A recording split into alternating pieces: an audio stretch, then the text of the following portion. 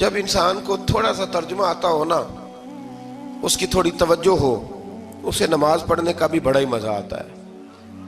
نبی کریم علیہ السلام فرماتے ہیں، رب فرماتا ہے یہ سورہ فاتحہ میرے اور میرے بندے کے درمیان آدھی آدھی ہے، آدھی میری ہے آدھی میرے بندے کی ہے۔ جب وہ کہتا ہے نا مالک یوم الدین، تو یہاں تک وہ میری تعریف کرتا ہے، ایاک نعبد و ایاک نستعین تک پہنچتا ہے تو اب میرا اور اس کا آدھا آدھا کام شروع ہو جاتا ہے۔ پھر آگے میرا بندہ جب مجھ سے دعا مانگتا ہے تو یہ اس کے الفاظ ہیں جو میں اپنے فضل سے قبول فرمایا کرتا ہوں۔ تو ارشاد فرمایا تمام تعریفیں اللہ کے لیے جو تمام جہانوں کا پالنے والا ہے، الرحمن الرحیم، بڑا ہی مہربان ہے نہایت۔ یہ رحمان مبالغے کا صیغہ ہے، یعنی اتنا رحم کرنے والا کہ جتنا کوئی اور رحم نہ کر سکے، اس لیے اللہ ہی رحمان ہو سکتا ہے، بندہ کوئی رحمان نہیں ہو سکتا۔ بندے کو رحیم کہا جا سکتا ہے، نبی پاک رحیم ہے لیکن رحمان نہیں ہے، اس لیے کسی بھی انسان کا نام رحمان نہیں ہو سکتا۔ کسی دکان پر بعض اوقات لوگ نام رکھ لیتے ہیں رحمان بک ڈپو، تو یہ درست نہیں ہے۔ بندے کا نام رحمان نہیں ہو سکتا، عبد الرحمان، اس لیے کہ یہ لفظ رحمان خدا کے علاوہ کسی اور کے لیے بولنا درست نہیں ہے۔ پھر ارشاد فرمایا مالک یوم الدین، اللہ مالک ہے قیامت کے دن کا۔ تو یا اللہ آج کے دن کا مالک بھی تو ہی ہے، آج جو یکم رمضان مبارک ہے تو اس دن کا مالک بھی اللہ ہی ہے۔ تو یہ جو خاص کر کہا مالک یوم الدین، اس کا معنی یہ ہے کہ یہاں کچھ لوگ عارضی طور بھی تو بعض چیزوں کے مالک ہیں نا، یہ زمین میری ہے، یہ گھڑی میری ہے، یہ گھر میرا ہے، یہ بچے میرے ہیں، عارضی طور پر بھی تو لوگ مالک ہیں، لیکن قیامت کے دن عارضی طور پر بھی کوئی مالک نہیں ہوگا۔ قیامت میں ساری بادشاہی فقط میرے اللہ کی ہوگی۔ بلکہ رب کریم فرمائے گا کہاں ہیں وہ لوگ جو دنیا میں بادشاہ بنا کرتے تھے، کدھر ہے؟ بڑے بڑے کج کلا جو کہتے تھے کہ ہم اٹھتے ہیں تو لوگ اٹھتے ہیں، بیٹھتے ہیں تو دنیا بیٹھ جاتی، وہ کہاں ہیں؟ جب کوئی نہیں بولے گا تو رب فرمائے گا للہ الواحد القہار، آج ایک رب واحد اور قہار کی حکمرانی ہے۔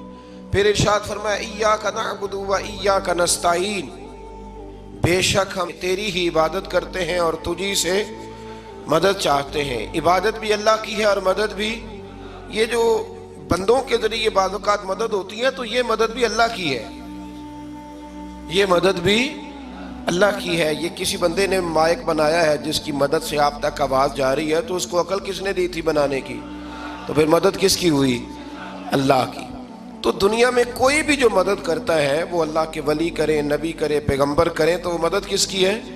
اللہ کی، اس لیے کہ وہ ذاتی طور پر کچھ بھی نہیں کر سکتے۔ اگر اللہ انہیں توفیق نہ دے وہ کسی کی مدد نہیں کر سکتے۔ تو ایاک نعبد و ایاک نستعین، ہم تیری ہی عبادت کرتے ہیں، تجھی سے مدد چاہتے ہیں۔ اہدنا الصراط المستقیم، اے اللہ ہمیں سیدھا راستہ دکھا۔ کون سا راستہ سیدھا ہے؟ کون سا راستہ سیدھا ہے؟ تو اللہ نے خود ہی فرمایا ایسے ہی نہ بھٹک جانا، راستہ سیدھا وہ ہے صراط الذین انعمت علیہم، ان لوگوں کا راستہ سیدھا ہے جن پر اللہ نے انعام فرمایا ہے۔ اور وہ کون ہے؟ قرآن مجید نے خود فرمایا انعم اللہ علیہم من النبیین والصدیقین والشہداء والصالحین، وہ نبی ہیں، صدیق ہیں، شہید ہیں اور نیک لوگ ہیں۔ فرمایا اپنی مرضی کے راستے پہ چلو گے تو بھٹک جاؤ گے، رب کی بارگاہ میں سوال کرنا کہ وہ تمہیں نبیوں کے، صدیقوں کے، شہیدوں کے اور نیک لوگوں کے راستے پہ چلائے۔ غیر المغضوب علیہم ولا الضالین، نہ ان لوگوں کے راستے پہ چلا جن پر تیرا غضب ہوا، اور نہ ان کے راستے پہ چلا جن پر تو ناراض ہوا، جنہیں تو نے گمراہ کیا، ان لوگوں کے راستے پہ نہ چلا، بلکہ ان لوگوں کے راستے پہ چلا جن پر تیرا انعام ہوا۔ یہ جو لوگ ہیں نا مغضوب علیہم ولا الضالین، ایک گروہ یہودیوں کا ہے اور ایک عیسائیوں کا ہے۔ کہا جا رہا ہے یا اللہ نہ یہودیوں کے راستے پہ چلا اور نہ عیسائیوں کے راستے پہ چلا، ہمیں تو ابو بکر صدیق کے راستے پہ چلا، ہمیں تو عمر فاروق کے راستے پہ چلا، عثمان غنی، مولا علی اور جناب ابو ہریرہ کے راستے پہ چلا۔ اب یہ سورہ فاتحہ کا تو میں نے مکمل ترجمہ عرض کیا۔ سورہ بقرہ یہ قرآن مجید کی سب سے بڑی سورہ ہے۔ ایک حدیث اس کی فضیلت پہ سن لے، نبی کریم علیہ السلام نے فرمایا جس گھر میں سورۃ بقرہ پڑھی جائے نا، فرمایا جن کیا وہاں سے تو شیطان بھی بھاگ جاتا ہے۔ سورہ بقرہ گھروں میں پڑھیں، یہ سب سے بڑا تعویذ ہے اگر گھر میں جنات ہوں، کوئی آسیب ہوں، اور یہ وہ والا تعویذ ہے جو مدینے والے رسول نے عطا فرمایا ہے۔ یہ سب سے بڑی سورہ ہے۔ مفسرین فرماتے ہیں اگر کوئی استدلال کی قوت رکھتا ہو تو ایک 100 چیز کا اللہ نے حکم دیا ہے، بلکہ امام اعظم فرماتے ہیں 100 تھوڑی ہے، میری نظر سے پڑھو تو 1000 چیزوں کا حکم دیا ہے، 1000 سے منع کیا ہے، اور 1000 قسم کی نصیحتیں اللہ کریم نے سورہ بقرہ کے اندر فرمائی ہیں۔ اس سورہ مبارکہ کا جو پہلا رکوع ہے نا، اس میں جو سب سے پہلی آیت ہے وہ ہے الف لام میم۔ ان کو کہتے ہیں حروف مقطعات۔ پہلا لفظ ہی جب کوئی قرآن مجید کا پڑھتا ہے نا، بہت بڑا عالم فاضل، بہت بڑا محدث، تو اسے یہ کہنا پڑتا ہے کہ میں نہیں جانتا، اللہ جانتا ہے یا اللہ کا رسول جانتا ہے۔